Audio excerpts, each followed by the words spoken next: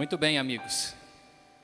Hoje nós temos a alegria de ter conosco o pastor Rafael Rossi, que é o nosso pastor para toda a divisão sul-americana de evangelismo e também apresentador da Arena do Futuro.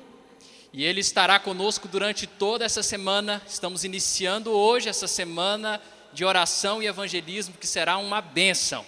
Então você tem que fazer planos para poder estar aqui todos os dias. Todas as noites teremos decisões, entregas e será uma bênção. Pastor, que Deus o use mais uma vez. Feliz sábado. É bom estar aqui com vocês. Eu peço desculpas de ter chegado agora. Na verdade, a maratona começou às 9 horas. Esse vai ser o terceiro sermão da manhã. A segunda Santa Ceia. E mais o terceiro batismo, né? Foi uma manhã recheada. Então nós começamos lá no Flamboyant, depois fomos no setor sul e agora aqui na central. E assim começa a nossa semana aqui, com muitas decisões para honra e glória do Senhor. Agora, na igreja do setor sul, tínhamos ali quase 20 pessoas não batizadas lá com a gente. Lá foi um sábado muito bonito. 2 batismos, Abigail e Cariana, é isso? E muitas pessoas que estiveram lá para a honra e glória do Senhor. Desde que vocês vieram para esse lugar, eu nunca tinha pregado aqui. Eu só preguei na outra igreja lá, na antiga, e agora tenho o privilégio de estar aqui, nessa aqui que é provisória, né? Está acabando. Já está na reta final. Estava olhando ali, naquele mapa lá, executado, executado, executado. Já está chegando na reta final, né? É o final do ano mesmo? Com a graça de Deus, novembro, não é isso? Que Deus abençoe muito vocês, parabéns pela igreja, parabéns pela construção, aquele monumento que está sendo levantado para a honra e glória do Senhor. Bom, vamos ao texto bíblico, vamos à nossa meditação dessa manhã.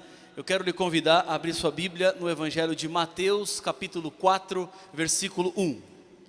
Este é o verso para a nossa reflexão nesta manhã. Mateus, capítulo 4, versículo 1. Diz assim a palavra de Deus: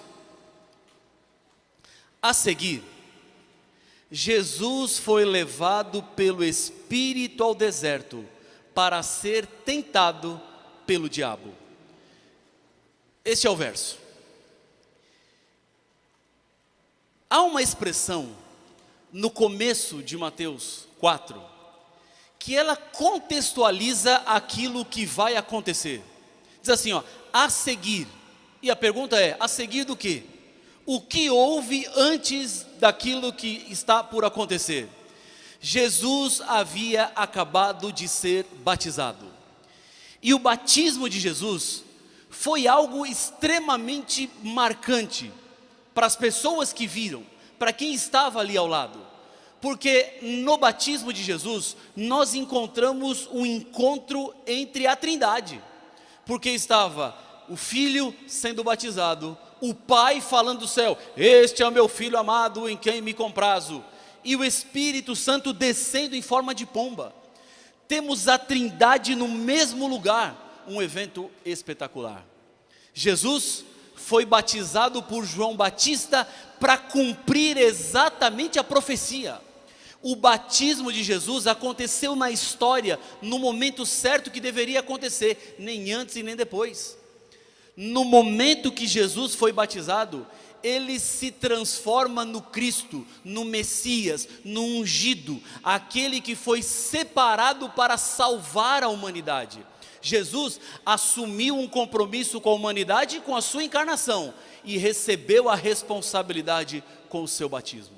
Portanto, aquele era um momento célebre, era um momento marcante, era um momento de honra, um momento que a humanidade toda passava a ter um Salvador, Jesus Cristo. Agora eu te pergunto, quando acontece alguma coisa boa na sua vida, geralmente nós celebramos, certo? Você termina a sua faculdade, por exemplo, e aí vem lá o momento da formatura, ou o ensino médio para alguns outros. Chega aquele momento que você tem os seus esforços coroados. E o que a gente faz no momento de formatura? Celebra, né? Comemora, festeja. Quando você faz aniversário, festeja. Quando alguém vai casar, festeja. Quando nasce bebê, festeja. Quando completa bodas de prata, festeja. Bodas de ouro, festeja. Nasce neto, festeja. Nós festejamos e celebramos momentos felizes. Essa é a ordem normal das coisas. Tudo que é bom tem uma comemoração, tem uma celebração. Mas isso não aconteceu com o batismo de Jesus. Porque vejam só, Jesus é batizado, aí o Espírito Santo, que desceu em forma de pomba, pega Jesus de lá, leva ele para o deserto e joga na mão do diabo para ele ser tentado. Um momento de celebração, um momento de salvação, e Jesus começa com o diabo. Alguém pode até pensar assim: pastor, não tinha uma companhia melhor para começar, não? Na verdade tinha, porque qualquer companhia seria melhor do que aquela que ele estava. Não tem pior. O que é pior do que estar com o diabo? Não tem. Então Jesus estava com o pior, com o diabo. E a pergunta que eu me faço é: por quê? Jesus começou o ministério dele no deserto com o diabo para ser tentado. O que a gente pode aprender disso? Que lições há no deserto? Deserto é um lugar inóspito. Deserto é um lugar perigoso. Deserto é um lugar de necessidades. Deserto é o local do qual nós não queremos viver e nem morar. Quando muito, visitar um deserto, mas é visitar passando. Mas se estabelecer lá, não tem água, não tem comida, nada dá na terra, na areia, melhor dizendo. Deserto é um local do qual nós queremos evitar. E aquilo que nós queremos evitar foi exatamente para onde Jesus foi depois de ser batizado. E o que parece mais complicado é que quem levou Jesus para o deserto foi o próprio Espírito Santo. E geralmente a gente acha que quem nos leva para o deserto é o diabo. Mas o que nós estamos vendo aqui no começo de Mateus capítulo 4 é que quem levou Jesus para o deserto foi o Espírito. E o diabo já estava lá. O diabo só recebeu Jesus. O Espírito falou assim: ó, está aqui diabo, ó, pega Jesus. Fica com ele aí. Aí você para assim: pastor, que lógica tem isso? O que a Bíblia tem a nos dizer sobre isso? O que é que Jesus foi fazer no deserto com o diabo? Ele não devia ir lá, não devia estar lá. Na nossa ótica humana, se tivessem me contratado para cuidar do batismo de Jesus, eu teria montado uma festa depois. Teria chamado as pessoas: vamos celebrar, vamos comemorar, vamos nos alegrar. Mas não teve festa, não teve celebração, não teve alegria, teve diabo e tentação no deserto. Eu paro para pensar um pouco o que isso tem para me dizer. Já vimos que deserto pode ser o local para o qual Deus está te levando. Embora você não queira, embora você não goste, mas Deus nos leva muitas vezes para o deserto. E olhando para a lógica de Mateus 4:1, às vezes Deus nos leva para o deserto e nos joga nas mãos do diabo. Assim: pastor, que horror. Mas é o que a Bíblia está dizendo. Jesus e o diabo depois do batismo. Foi isso que aconteceu. O que é que podemos aprender para a nossa vida? Que lições podemos tirar dessa história? O que é que eu aprendo de Deus quando eu reflito nas palavras de Mateus capítulo 4, versículo 1. Jesus no deserto. Há algumas coisas que precisamos considerar. Lições que precisamos tirar para a nossa vida, para o nosso desenvolvimento espiritual, e que a experiência do deserto me ajuda a compreender. Quando Jesus vai para o deserto, sofrer as tentações, ele estava se retirando para se preparar para tudo aquilo que viria. Em outras palavras, deserto é um lugar de escola, deserto é um lugar de aprendizado, deserto é um lugar de crescimento. Todos nós podemos aprender com os desertos, e eu digo, podemos aprender, porque o aprendizado não é natural, o aprendizado não é consequência, o aprendizado depende de cada um, o que você aprenderá desse deserto. Há muitas pessoas que diante de problemas e dificuldades, permitem que elas sejam desconfiguradas, pessoas que se revoltam, pessoas que amaldiçoam, pessoas que ficam iradas com Deus, porque Deus não faz as coisas do jeito que elas acham que deveria fazer. Mas o deserto te ensina, o deserto te prepara, o deserto te molda. O deserto faz de você uma nova pessoa, mas isso somente será possível e realidade se você não permitir que o deserto destrua quem você é, que o deserto não mexa na sua essência. Jesus foi para o deserto, e se Jesus, que era Jesus, foi para o deserto, por que você acharia que você não iria para o deserto? Quem você pensa que você é, para que nunca passe por desertos? Talvez por um problema de autoavaliação equivocada. Alguns pensam que nunca deveriam ir para desertos, mas deserto é plano de Deus.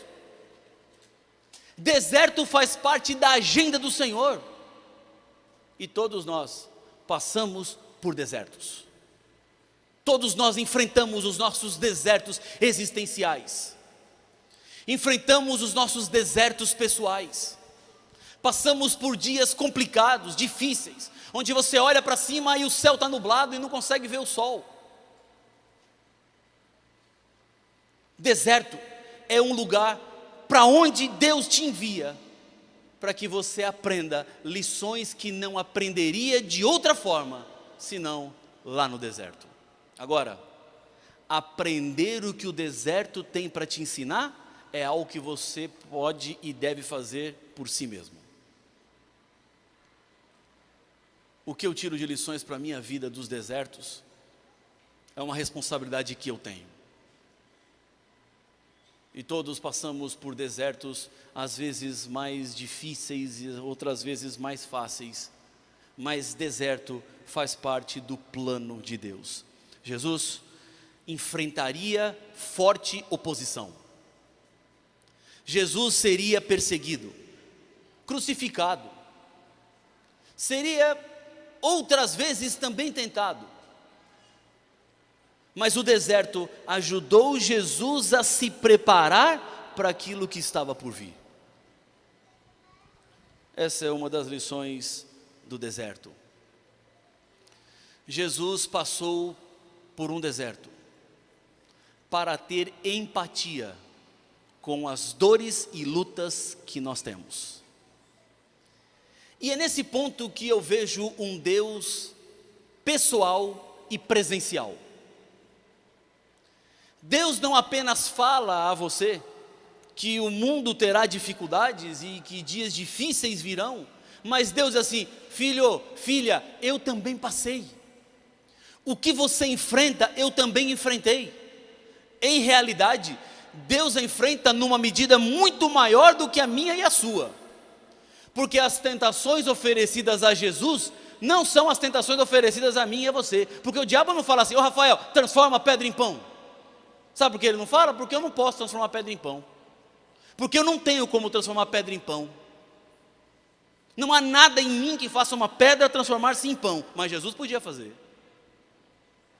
Então as tentações de Jesus eram infinitamente piores e maiores do que as nossas.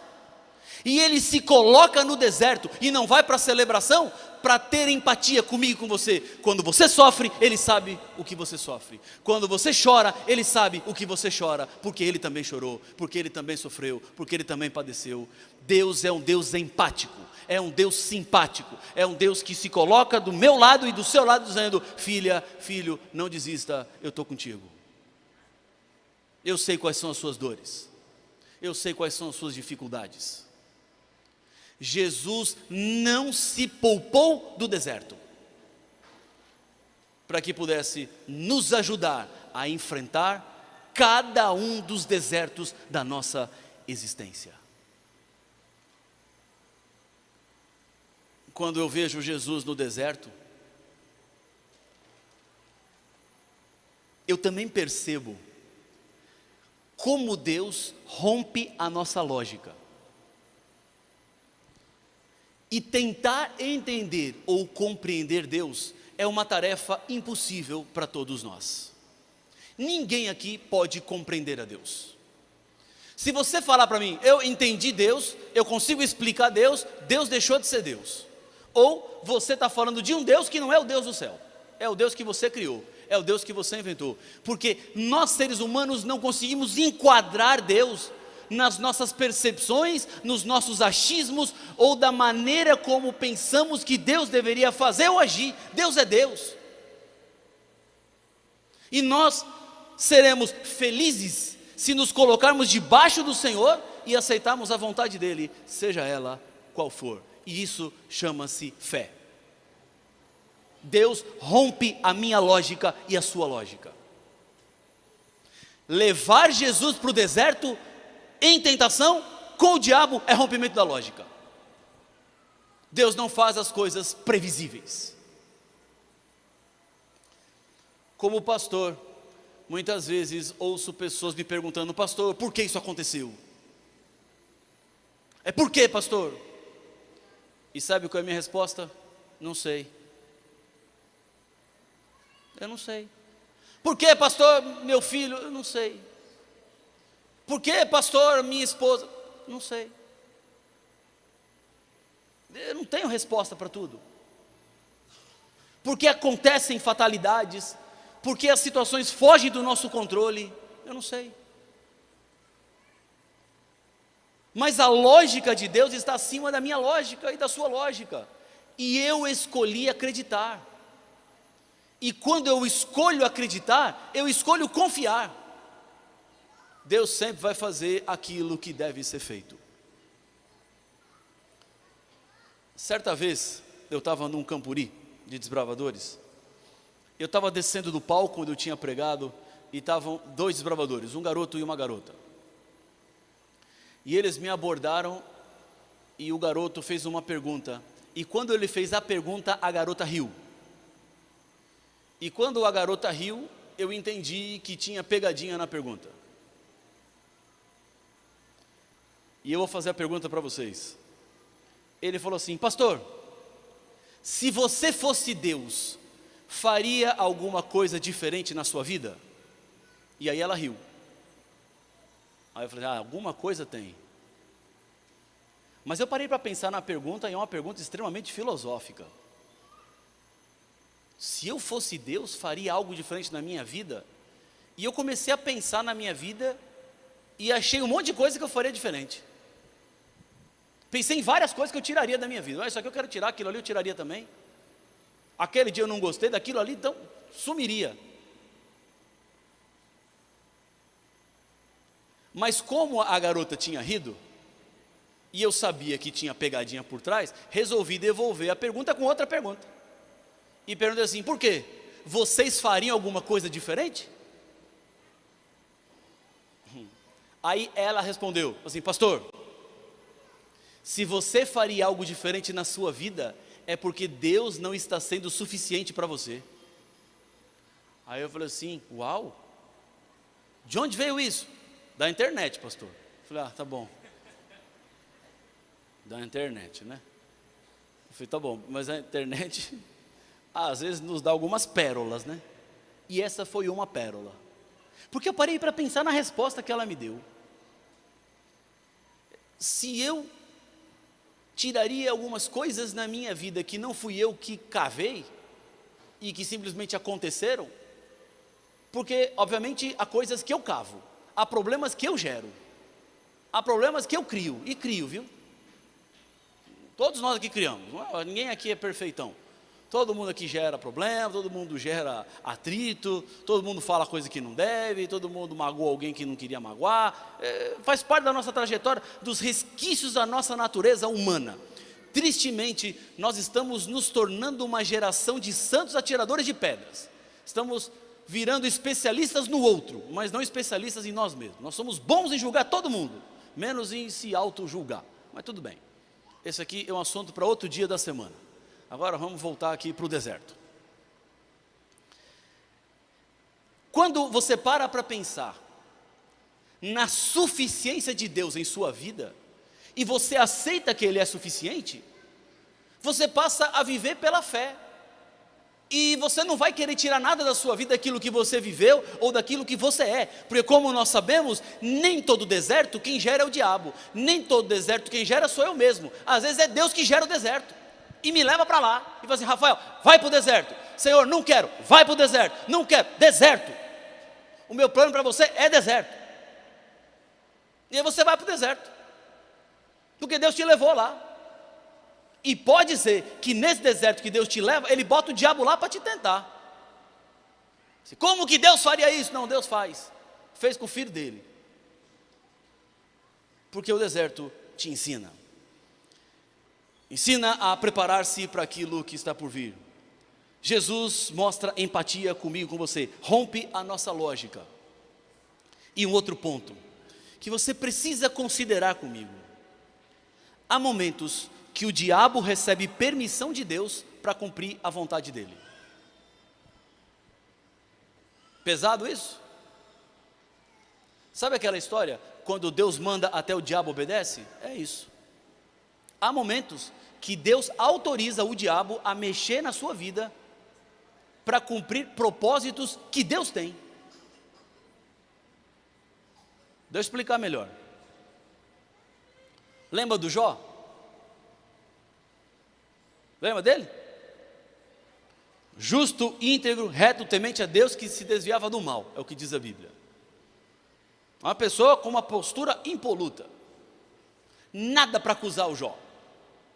Na verdade, a única coisa que Satanás tinha para acusar Jó é o seguinte: Jó só é o que é porque é muito abençoado, porque tem tudo. Porque se não tiver o que tem, Jó não vai ser o que é. E Deus falou assim: tá bom, Satanás, vai lá, tira o que ele tem. Veja, Jó não tinha a mínima ideia do que estava acontecendo, mas tudo começou a dar errado. Sabe aquele momento que tudo falha na sua vida? O momento revés, nada dá certo. É o que aconteceu com Jó. E quem estava por trás? O diabo. Amando de quem? De Deus. Deus mandou, falou: vai lá, tira lá o que ele tem. Olha que coisa, como a percepção e a perspectiva de Deus não tem nada a ver com a minha e com a sua. Aí Satanás tira tudo que Jó tem e Jó continua fiel. Aí ele volta para Deus e fala assim: está fiel porque tem saúde ainda.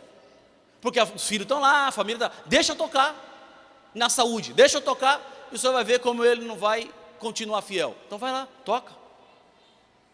Satanás tem a segunda permissão de Deus, vai lá e toca no Jó, na saúde do Jó. Só não podia matar o Jó. E o Jó continua o mesmo. Não se desconfigurou. Continua fiel. Os amigos de Jó vão lá para atrapalhar mais ainda. Numa tentativa diz assim: o Jó, tem coisa errada na sua vida aí, viu? Esses problemas todos aí é de gente que faz coisa errada. Porque quem faz coisa certa não passa isso não. Você está passando porque você errou. E Jó tinha que conviver com tudo isso e se manteve fiel. Mas veja, Satanás recebeu autorização de Deus para tocar na vida do Jó. Quer outro? Paulo. Eu gosto demais do apóstolo Paulo. Às vezes eu digo por aí que eu gosto tanto de Paulo, que se eu não fosse cristão, eu seria Paulão. Porque eu gosto de ler Paulo, eu gosto de estudar Paulo, eu gosto de de entender a vida de Paulo. E Paulo diz em uma das suas cartas que ele teve um enorme privilégio. Ele chegou até o terceiro céu. Isso ele que fala. Na época de Paulo, o primeiro céu era compreendido esse onde estão os pássaros e as nuvens. O segundo céu é onde está o sol, a lua, as estrelas. E o terceiro céu é onde Deus mora. E Paulo diz assim: eu cheguei no terceiro céu. Eu fui lá no terceiro céu. Eu cheguei no trono de Deus. E o que aconteceu quando ele voltou de lá? Ele voltou com um espinho na carne, que ele chamava de mensageiro de Satanás, que Deus deu a ele para que ele não se orgulhasse, para que ele não ficasse se achando muito não. Ó Paulo, você veio no terceiro céu? Veio, mas vai voltar com o espinho na carne. E Paulo orou, falou: Senhor, tira de mim o espinho. E Deus falou o que para ele? Paulo, minha graça te basta, vai ficar com o espinho. Senhor, tira o espinho, eu não quero espinho. Paulo, vai ficar com o espinho. Mas Senhor, o espinho é ruim, atrapalha. Paulo, vai ficar com o espinho e confia na minha graça, e acabou. Vai viver com o espinho o resto da vida. E por que Deus dá espinho? Porque Ele me conhece, porque Ele te conhece, Ele conhece todo mundo aqui. E por nos conhecer, Ele dá espinhos.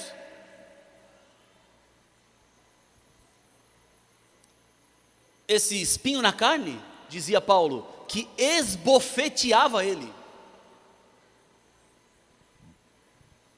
para mantê-lo humilde, para mantê-lo dependente.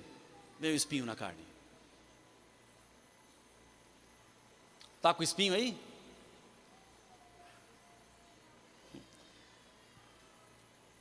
Eu não estou dizendo que o diabo não manda espinho. Ele manda espinho. Mas o que eu estou dizendo para você é que tem espinho que Deus manda. Tem espinho que Deus permite que o diabo coloque na minha vida e na sua vida, para cumprir os seus propósitos. Quando eu paro para pensar na suficiência de Deus, isso me dá fé para compreender que deserto é a agenda de Deus para a minha vida. E eu quero fugir dos desertos, não gosto de desertos, mas os desertos nos ensinam, desertos nos fazem aprender. Alguns de vocês ainda com máscara no rosto, relembra de uma pandemia que ainda não foi, e que alguns resquícios ficaram. Eu perdi nessa pandemia o meu pai, depois de 6 dias entubado, no dia 8 de janeiro de 2021, ele foi entubado no dia 2 de janeiro, você imagina como é que foi a virada do ano, para a minha família, um deserto, orações, pedidos, clamores, e aprove o Senhor que ele descansasse. Na minha humanidade faria diferente, mas quando aprendo a viver pela fé, entendo que Deus fez aquilo que deveria ser feito. Se Ele nos leva para o deserto, é porque o deserto era necessário. Deus não levará ninguém desnecessariamente para o deserto. Então, se você vai para o deserto, não se desconfigura não, não amaldiçoa não, não blasfema não. Acata o deserto e aprende do deserto. Cresça no deserto, porque o deserto me ajuda a identificar a diferença entre aquilo que é importante e aquilo que é essencial. Deserto é um lugar de releituras da vida. E quando você está no deserto, você consegue enxergar de outra perspectiva. 2 rápidos testemunhos que impactaram a minha vida de diferentes formas. Alguns meses atrás, eu fui visitar um amigo que lutou meses com um câncer no intestino. A situação dele agora já normalizada, mas ele tem que viver o resto da sua vida com uma bolsa de colostomia. E antes de eu orar com ele, feliz e grato por estar com vida, o netinho nasceu agora, recentemente, ele falou assim: Rafael, o meu sonho é poder ir no banheiro sem a bolsa de colostomia. E quando eu vou no banheiro, eu não tenho gratidão nenhuma. Eu vou. Mas quando ele vai, ele carrega uma bolsa. E o sonho dele é não ter mais aquela bolsa para ir no banheiro. O deserto faz a gente reler a vida. Reler a vida. Há uns anos atrás, quando eu visitei um amigo, estava no hospital, já 60 dias internado, numa cama. Situação de saúde assim, terrível. Ele acabou falecendo, não conseguiu sobreviver. E ele me falou uma coisa que me fez pensar. Ele estava deitado e ele falou assim: sabe qual é o meu sonho? Ele falou assim: eu esses dias estava aqui deitado na cama, a porta do quarto estava aberta e passou uma senhora de cadeira de rodas. E eu fiquei com inveja dela, porque eu queria andar de cadeira de rodas. Aí eu te pergunto, quem quer andar de cadeira de rodas? É quem que tem como perspectiva: eu quero, nossa, não vejo a hora de andar numa cadeira de rodas. É quem está deitado numa cama de hospital, desenganado, sem forças. O sonho dele, a vontade dele era sair na rua de cadeira de rodas, sentir o vento bater no rosto, ainda que na cadeira de rodas. Veja, como o deserto me faz ler a vida de outra forma. O deserto me faz ler a vida de outra maneira. O deserto me dá uma outra perspectiva. Por isso eu preciso aprender, porque o Espírito também me leva para o deserto. Você vai aprender no deserto? Depende de você, porque é melhor o Espírito te levando para o deserto do que o diabo te levando para o cume do monte. Então, se o diabo está te levando para o cume do monte, desconfie. Agora, se o Espírito te leva para o deserto, vai. Ainda que o diabo esteja lá, vai, porque o Espírito está com você.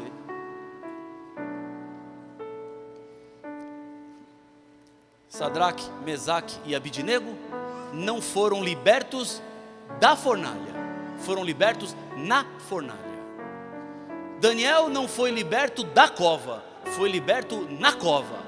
Deus não te liberta do deserto, mas eu tenho certeza que Ele vai te livrar no deserto.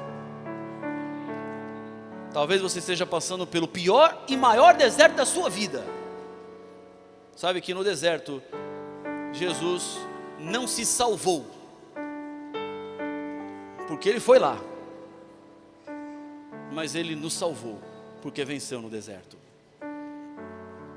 Deserto me força a estabelecer a ordem correta de prioridade na vida. E quando eu falo prioridade, eu estou falando no singular, porque quem tem prioridades, na verdade não tem prioridade, porque prioridade é uma coisa só, é aquilo que é prioritário. Eu tenho 5 prioridades, se tem 5 prioridades não tem prioridade nenhuma. Prioritário é aquilo que é o mais importante.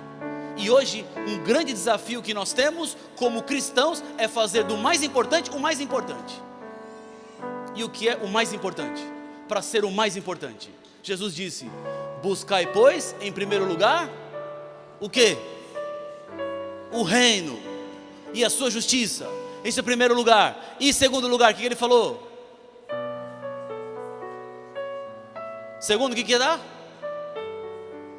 E em terceiro? E em quarto, tem? Não, não tem. Só tem primeiro. Em primeiro lugar o reino de Deus. E o segundo lugar, o terceiro, o quarto, o quinto, automaticamente se organiza quando o reino está em primeiro lugar. Agora, se o reino não está em primeiro lugar, o que sobra é bagunça. O que sobra é confusão. Coloca o reino em primeiro lugar e deixa que o resto das coisas Deus organizará. Automaticamente vai tudo para o seu lugar. O problema é que a gente não coloca Deus em primeiro lugar. Aí a vida está uma bagunça, a gente acha que o problema é Deus. Não, o problema não é Deus, o problema é falta de Deus. O problema é lugar equivocado de Deus. Se Deus está no lugar certo, todo o resto estará no lugar certo. Sabe que nós não temos tempo para Deus, e quando Ele não chega a tempo, nós nos revoltamos. Não ter tempo para Deus é viver perdendo tempo, já disse alguém. Damos o que sobra para Deus. E se a gente dá o que sobra para Deus, o que podemos esperar dele? O deserto me dá a ordem certa de prioridade. Quando o primeiro mandamento diz assim, ó, não terás outros deuses diante de mim, Deus está dizendo, não tenha nada em primeiro lugar no meu coração, senão eu, porque tudo que está em primeiro lugar no seu coração, esse é o seu Deus.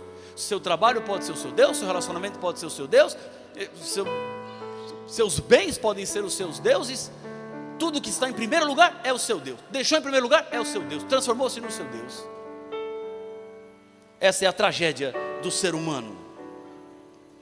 Jesus disse que no mundo passaríamos por aflições, mas Ele venceu o mundo, e assim podemos também vencer o mundo. No deserto, nós aprendemos como o inimigo trabalha. E entender como o inimigo trabalha te ajuda a preparar-se para enfrentar o inimigo. Nós descobrimos nessa pandemia que bazuca mata elefante, mas não mata coronavírus. Então a arma certa precisa ser usada para enfrentar o inimigo. Quando você reconhece quem é o diabo, você começa a entender como ele trabalha. E olhando para a experiência de Jesus, no deserto, sabe o que ele faz? Ele primeiro ataca você nos momentos de fraqueza. Ele vê uma debilidade, ele vê uma porta aberta, ele vê uma brecha e ele te ataca. É lá que ele vem. Jesus estava 40 dias sem comer. Já ficou 2 dias sem comer?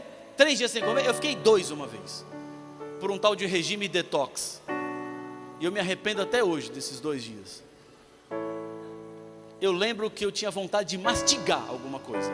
Fiquei tomando suco de melancia com quinua. Não me dê suco de melancia com quinua, porque me rememora essa experiência trágica. Mas eu queria mastigar. Aí eu fico pensando, Jesus, 40 dias, fome era intensa, e a primeira tentação do diabo é, transforma pedra em pão.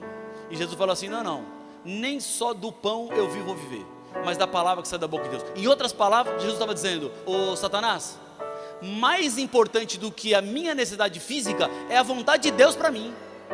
E olha, que lição maravilhosa aprendemos aqui. Quando o ser humano se coloca acima da palavra de Deus, ele passa a ser regido por ele mesmo e não por Deus. Quando Deus fala, lembra-te do dia de sábado. Não, sábado é difícil, é complicado, é comércio, é dia de negócio, dia de trabalho, não dá, eu vou trabalhar no sábado. Então minha vontade está acima da palavra de Deus. É a tentação do diabo. É colocar você antes de Deus. É se colocar lá, na projeção, no foco. Para uma geração de santos atiradores de pedras, nós temos muita dificuldade, porque tudo tem que ser voltado para nós. Nós queremos tudo. Só que na tentação, o diabo coloca você como prioridade. Jesus está dizendo assim, não sou eu prioridade não, Satanás. Prioridade aqui é a palavra de Deus. Estou com fome? Estou. Quero comer? Quero pão? Quero. Mas não vou comer pão, nem não vou transformar pedra em pão, porque não é a minha vontade, é a palavra de Deus. Se for a vontade de Deus, eu vou comer. Se não for, eu não vou comer. Não é você que diz o que eu vou fazer, diabo. E Jesus não fez. E os anjos vieram e serviram Jesus e deram pão para ele. Não precisou transformar pedra em pão, porque viveu de acordo com a vontade de Deus. Outro ponto que eu aprendo: o diabo tenta todo mundo. Tentou até Deus, você acha que não vai tentar você? Jesus, que era Deus, foi tentado. É lógico que ele vai tentar eu e você. E nessa tentação, veja que o diabo usou a Bíblia para tirar Jesus de perto de Deus. Olha como é astuto as armadilhas que ele monta. Ele pegou a Bíblia, fez um malabarismo na Bíblia para levar Jesus a pecar. Jesus, está dito aqui na Bíblia que Deus vai dar ordem para que os anjos te sustentem. Então se joga aqui do pináculo do templo. Aí Jesus fala assim, e está escrito também, não tentarás o Senhor teu Deus. Sabe o que é isso? Você não deve tentar Deus, e tem gente tentando Deus. Como é que alguém tenta Deus? Deixando de fazer aquilo que deveria fazer, forçando Deus a responder do jeito que ele acha que deveria responder. É aquele indivíduo que toma remédio para o coração e fala assim: não vou tomar mais remédio para o coração porque Deus vai me curar. E aí morre. Por que morreu? Porque estava tentando Deus. Isso é tentar Deus. Não tente Deus. Não se coloque em situação de vulnerabilidade. Não se coloque em situação de risco para Deus fazer algo sobrenatural. Isso é tentar Deus. Satanás queria levar Jesus a tentar Deus com base na palavra, tirando versos do seu contexto. A Bíblia vai ser usada para tirar você de perto do Senhor. Mas deixa eu dizer uma coisa: deserto é um lugar onde nós aprendemos dependência. Jacó, no deserto, virou Israel. Jó virou exemplo de confiança. Abraão e Sara, os pais da fé. José, no deserto, governador e libertador do seu povo. Naamã, no deserto da sua lepra, reconheceu o Senhor. Moisés no deserto virou um libertador. Davi no deserto, grande rei. Jesus no deserto, vencedor. Saulo, em sua cegueira, Paulo, o grande apóstolo. Portanto, vá para o deserto, aprenda o que você tem que aprender no deserto e volte de lá. Aprenda, permita ser transformado, volte e faça a diferença. Os desertos serão na medida que você aprende, na medida que Deus te molda, na medida que Deus te alcança. Portanto, não tire os desertos da sua vida, mas permita que os desertos levem você a ser quem Deus espera que você seja. Vamos orar? Senhor Deus querido, Pai nosso, eu te agradeço muito pela mensagem que vem da Tua Palavra, porque com Teu Espírito o Senhor fala ao nosso coração. E nesse instante eu quero entregar todos nós nas Tuas mãos. Pai, talvez estejamos passando pelos maiores e mais difíceis desertos da nossa história. Ajuda-nos a não perdermos a doçura, a não perdermos a fé, a não perdermos a esperança, e aprendermos com aquilo que temos que aprender, para sermos aquilo que o Senhor espera que sejamos. Pai, às vezes o deserto é muito intenso, ajuda-nos a enxergá-lo, além das nuvens de poeira, além dos vendavais, além das tormentas que às vezes aparecem em nossa história. Nos dá fé, nos dá ânimo e nos dá certeza de que nós nunca estaremos sozinhos. São bênçãos que eu lhe peço em nome de Jesus. Amém.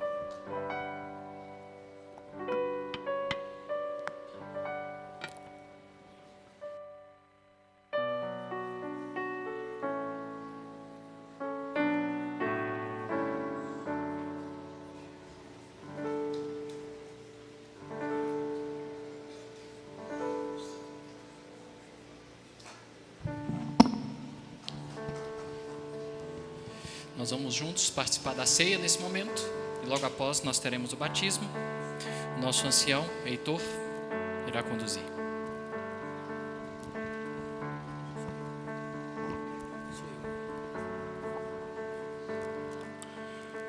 Porque eu recebi do Senhor este ensinamento que passei para vocês. Que o Senhor Jesus, na noite que foi traído, pegou o pão e deu graças a Deus. Depois partiu o pão e disse: isto é o meu corpo, que é entregue em favor de vocês. Façam isso em memória de mim. Por semelhantes modos, depois de haver ceado, tomou também o cálice, dizendo: este é o cálice, a nossa aliança no meu sangue. Fazei isso todas as vezes que bebestes, em memória de mim. Porque todas as vezes que comestes este pão e bebeste o cálice, anunciais a morte do Senhor, até que Ele venha.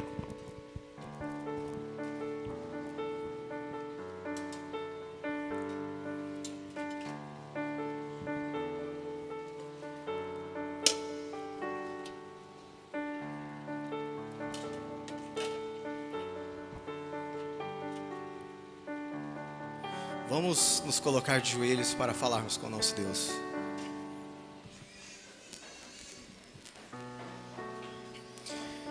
Senhor, nosso Deus, nosso Pai, somos inteiramente gratos a Ti por este símbolo, esse pão que simboliza o Seu corpo e este suco que simboliza o seu sangue derramado na cruz para nos dar uma segunda chance de nos reconciliarmos com o Senhor.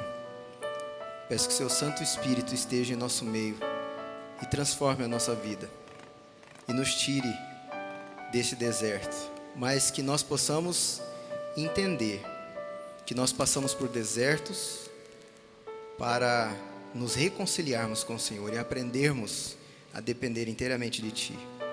Em nome de Jesus. Amém. Nesse momento,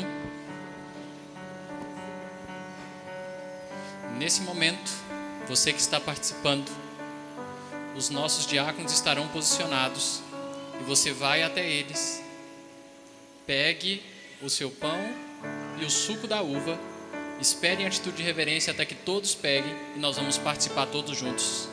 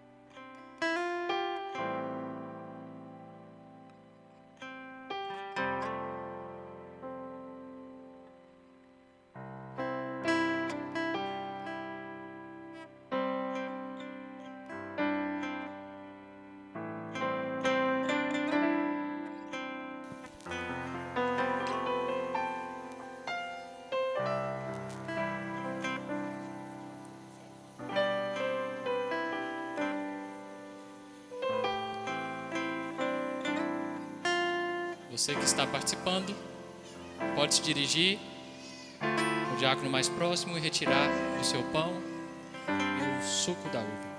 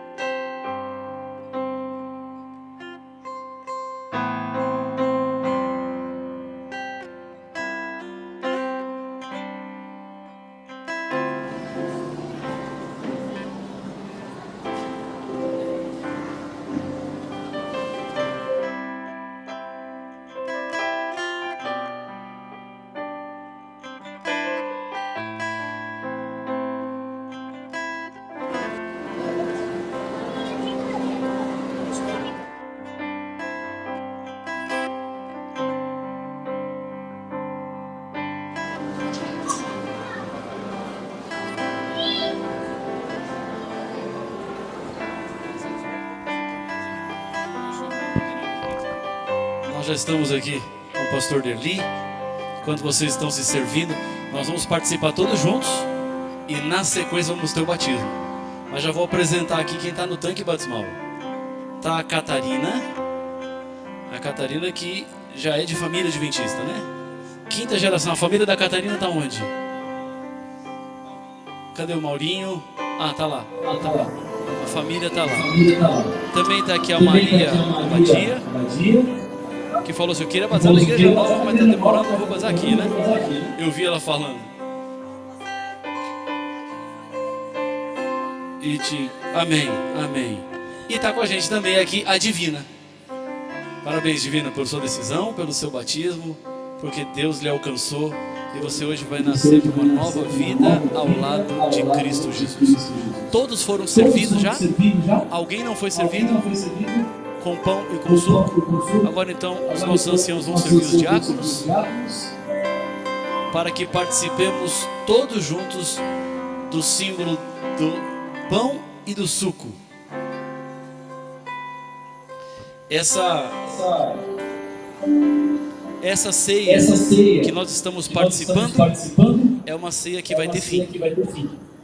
Amém? Porque essa ceia é em memória de Jesus.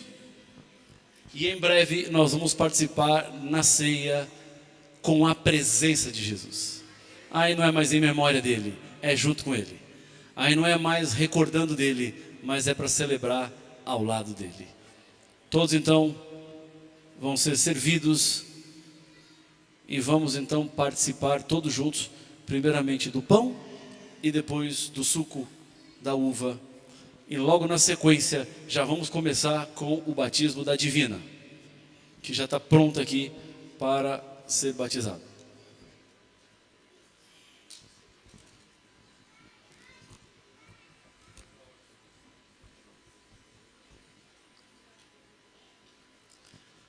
Todos estão servidos? Então,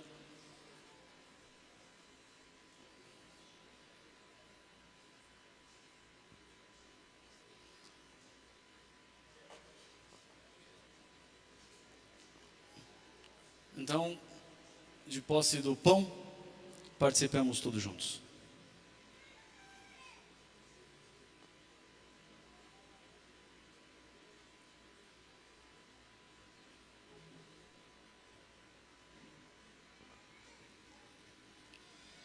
Da mesma forma, com o suco da uva, participemos juntos.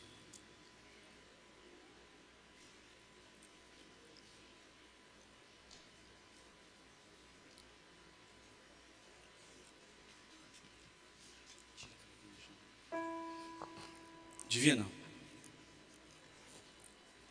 Deus te chamou e você atendeu. Que o seu nome não seja apenas um nome aqui na terra, mas que a sua história seja uma história de vida ao lado conjugal de Jesus por toda a eternidade. E é para isso, Divina, de acordo com aquilo que você crê, para que o seu nome seja escrito no livro da vida, seus pecados sejam perdoados. Pastor Derli, como ministro do Evangelho, te batiza. Em nome do Pai, do Filho, do Espírito Santo, e todos dizem Amém.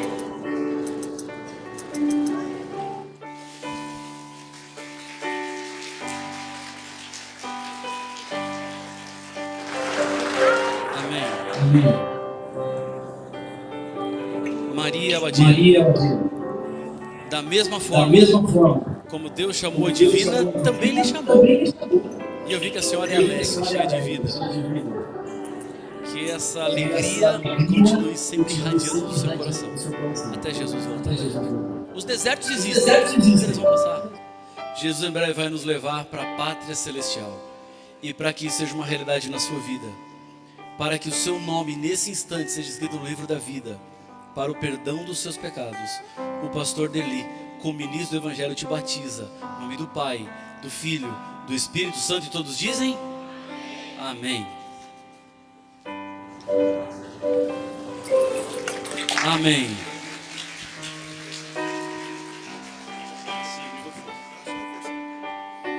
E vamos então terminar com a Catarina. Lembrando que nós começamos hoje uma semana de evangelismo aqui na igreja. Vamos ter batismo todas as noites, semana inteira. Então, amanhã, 19h30.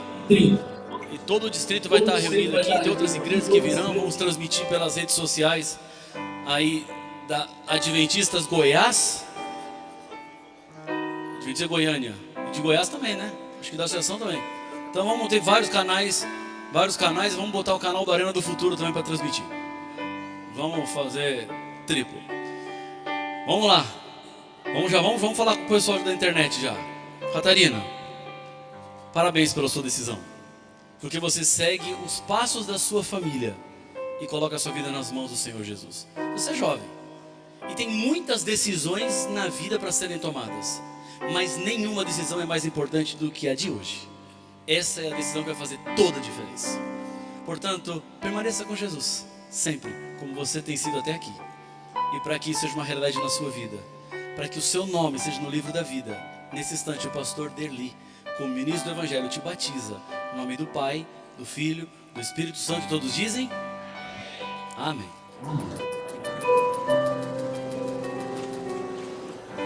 Deus está louvado. Aí estão as pessoas que foram batizadas. O pastor Derli já está saudando elas. E agora o momentinho final. Deixa eu fazer uma pergunta.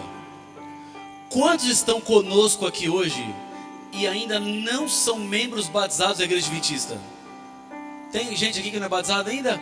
Temos um ali. Quem mais? Tem mais alguém aqui? Ah, tem mais ali.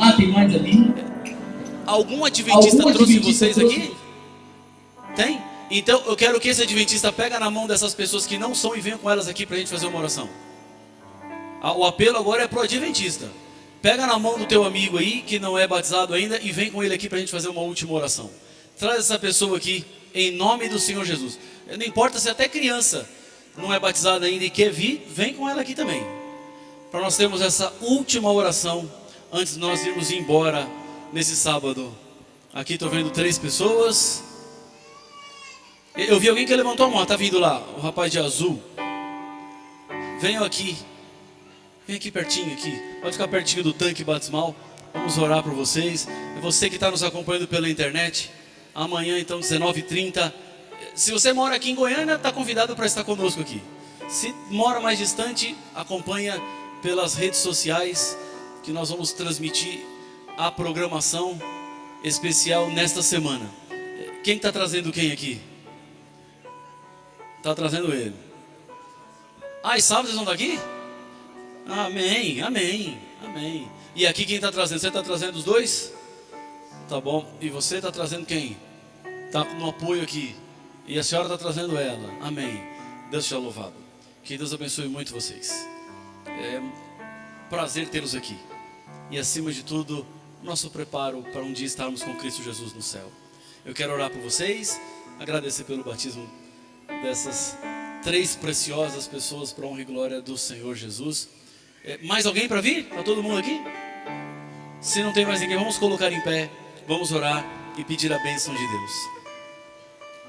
Senhor Pai nosso, Deus querido, eu te agradeço muito por este sábado, por tua companhia, por tua presença, pelo teu amor, pela tua graça.